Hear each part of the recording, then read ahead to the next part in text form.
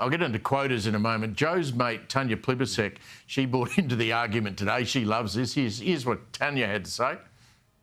Honestly, this is all the proof you need that the Liberal Party don't understand Australian women and they don't understand gender equality.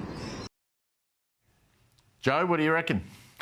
Yeah, I think there is a problem and it's a structural one. I think when the kind of teal wing of the Liberal Party, if you like, that sort of more genteel, cosmopolitan element to it went to the Teals, and we all know that the Teals had a very deliberate strategy of running a certain type of candidate, which was women, that sort of hollowed out the Liberal Party, and it made it a bit more of a sort of macho, masculine sort of party, which had more sort of I guess masculinesque policies, like, you know, being tough on border security, being tough on crime, being anti-working from home. Who doesn't want to be tough on border security?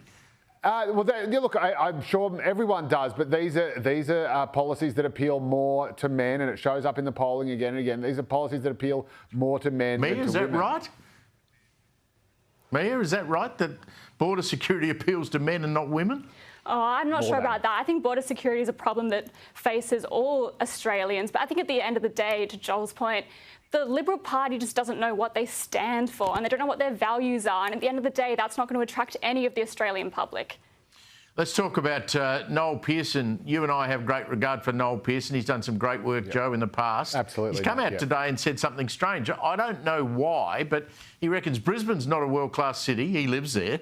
And it's not too late to pull out of the Olympic Games. I mean, can you remember what happened when Victoria, under Daniel Andrews, ditched the Commonwealth Games? Can you imagine what would happen if Chris Foley, the Premier of Queensland, ditched the Commonwealth Games? Yeah, it would be obviously another huge embarrassment to Australia. The Brisbane Games I've found very strange. It seems to be the games that they sort of got by default because no one else particularly wanted it. They seem to be more unpopular than popular. I mean, I came to Sydney in the year 2000 for those games, and the sense of energy and positivity and goodwill was just electrifying. Everyone was all in on it and everybody loved it. There were the usual tiny minority of naysayers, but that was about it. Whereas with Brisbane, it just seems that it doesn't really know why it's getting them. I think we do have to go through with it because, again, otherwise Australia will just look a bit silly. But it's a funny one. It's like, you know, here's the Olympic Games. Oh, no, thanks. Why don't you go and build a stadium in Tasmania? Mia, our hero of the week, I reckon, is that street sweeper from Darebin Council who said, I don't know why at our toolbox meeting every week we have to have a welcome to country. He's been... the courts have said he was unfairly dismissed. I mean, he's got a point, hasn't he? Oh, absolutely. I think he's an Australian hero.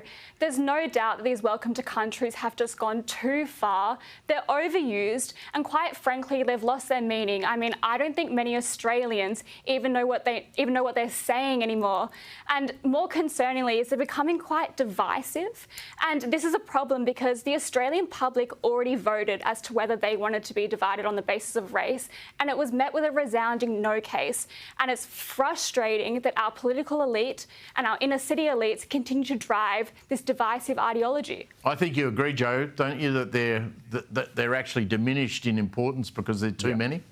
Yeah, I do agree. I'd much rather see better action on the ground, better service deliveries, listening to Indigenous communities to the problems that they're facing and how to fix them. And I don't think, you know, saying an acknowledgement of country before every single office meeting you have, I don't see how that helps anyone.